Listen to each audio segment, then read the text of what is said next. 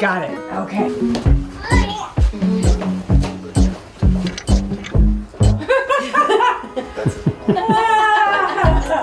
I can do. I can step out. Yeah, that's an excellent idea. Thank you. Yeah. How are you? Can we look at the stars, Grandma? Yeah. Stars, let's go, Grandma. My family too. Okay. It's okay. All right, let's say it real quick. Brilliant. Heidi, let's check this out. I need to tell you guys something. But you have to promise that you're not going to tell anyone, okay? Not a soul. All right, this is a secret between us. No one else can know, okay? All right. We gotta go to the park. And then I am going to show you guys something.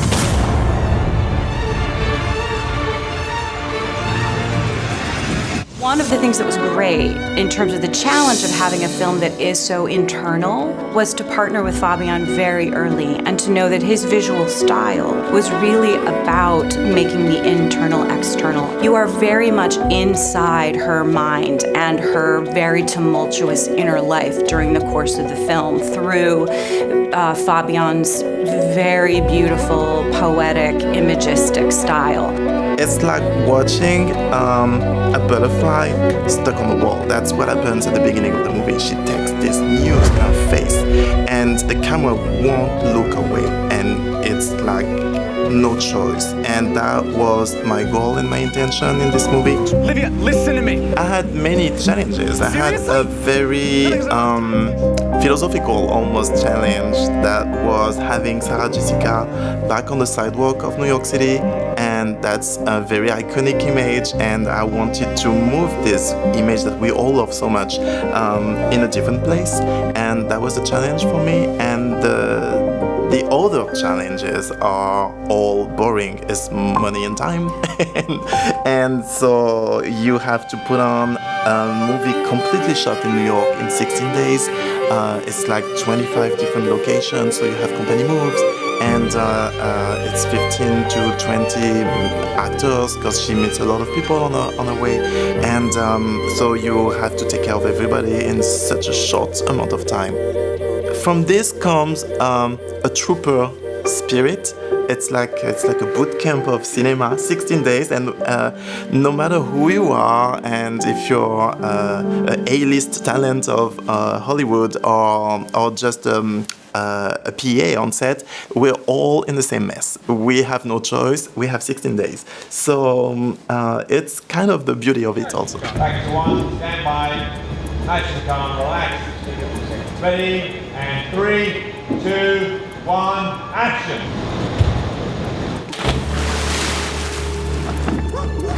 You're dead, Steve! Run, Steve, run! Ah, Venice Beach, a city built on contrast. Decade-old concrete buildings layered between million-dollar homes. Worn-out beach bums litter the same streets your cousins from Oklahoma visit every summer. Every weird dive bar you love is being pushed out by some shitbag tech company, and somewhere between the ruckus, you'll find this guy. Venice's only licensed detective.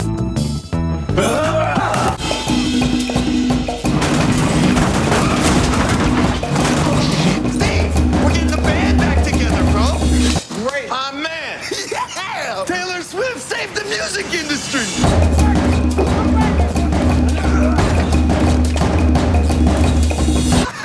Who the hell is that? No clue.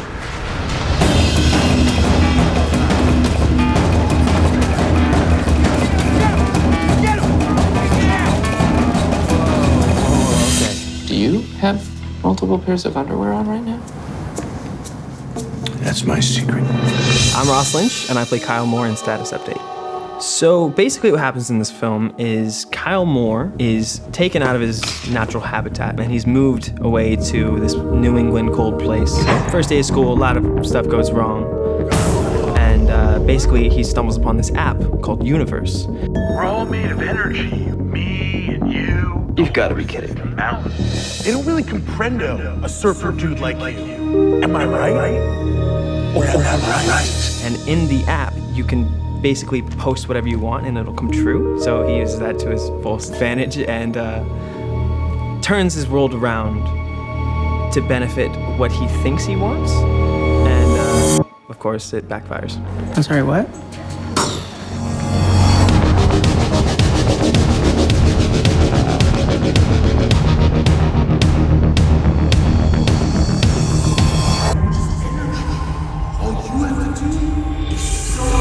Oh my God, I have the same app. I thought I was the only one. Really? Yeah, no, dude.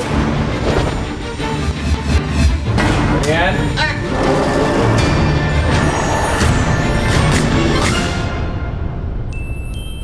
10 years ago, Flynn Carson was a postgraduate college student with 22 degrees. But in terms of world experience and life experience, he'd had relatively little.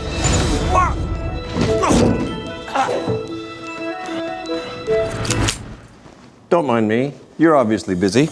And over the last 10 years, he's gotten better at it, gotten more experienced, but at the same time become lonelier, and eventually now has become this sort of mythic figure that travels the world fighting evil.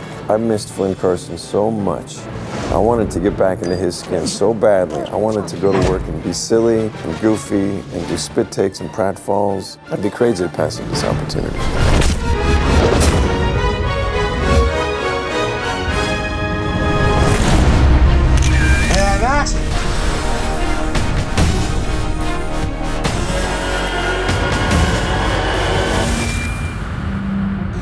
Rice basically comes into the story as a detective. He suspects Sean Bean's character of some foul play. He was asking me questions about a murder scene, and he was actually present at the time of the murder.